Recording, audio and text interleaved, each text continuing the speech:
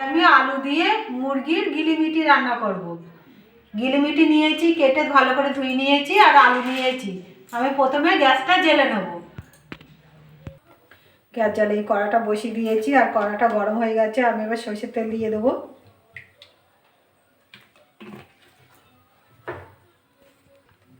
তেলটা গরম হয়ে গেছে, আলুগুলো এবার ভেজে নেব।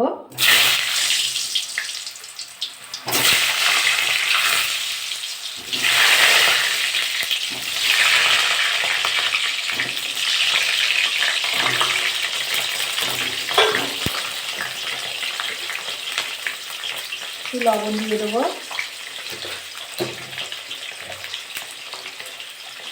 একটু হলুদ দিয়ে দেবো। আলুগুলো ভালো করে ভেজে নেব।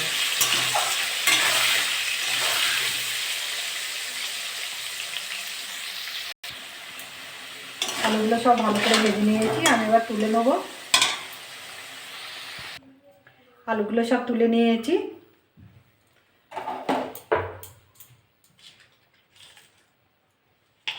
ওই তেলে আমি গোটা গরম মশলা দিয়ে দেবো, দারচিনি, লবঙ্গ, এলাচ।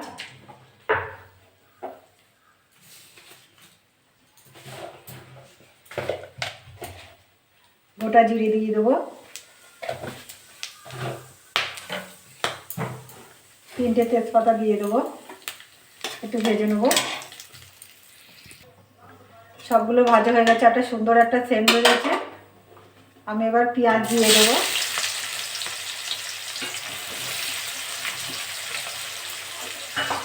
পেঁয়াজটা দিয়ে একটু ভেজে নেব।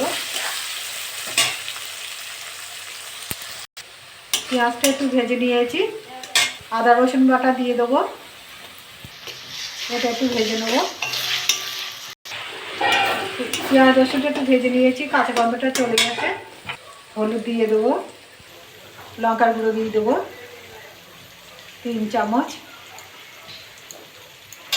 ধনে গুঁড়ো দিয়ে দেবো, জিরে গুঁড়ো দিয়ে দেবো, স্বাদ মতো লবণ।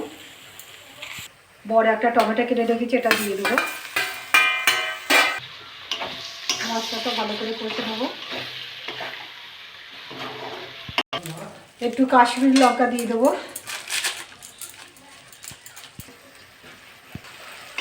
একটু নেড়ে চেড়ে নেবো। ঝালটা আপনারা যেরকম খাবেন সেরকম কম বেশি করে নেবেন। মশলাটা কষে নেবো, আমি একটু জল দিয়ে দেবো।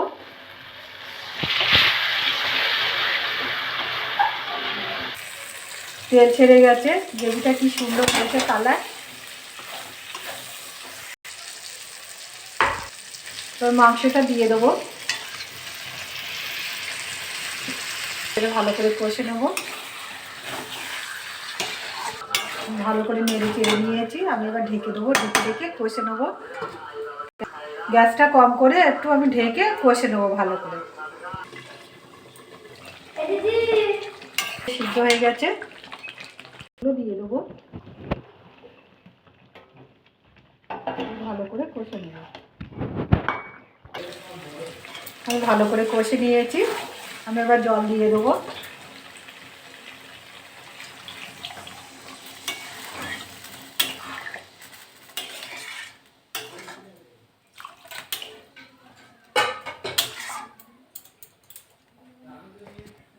এটা ঢাকা দিয়ে রেখে দেবো। তরকারিটা আমার হয়ে গেছে। আমি এবার গরম মশলা দিয়ে দেবো, দিয়ে নামিয়ে নেব।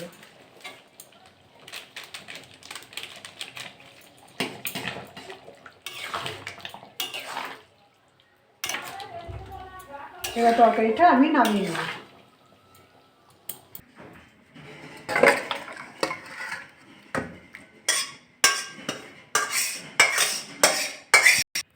দেখুন কি সুন্দর হয়েছে। এরকম করে বাড়িতে রান্না করে খাবেন। খেয়ে ভালো লাগলে আমার চ্যানেলটাকে লাইক করবেন, শেয়ার করবেন, কমেন্ট করবেন, সাবস্ক্রাইব করবেন। ধন্যবাদ।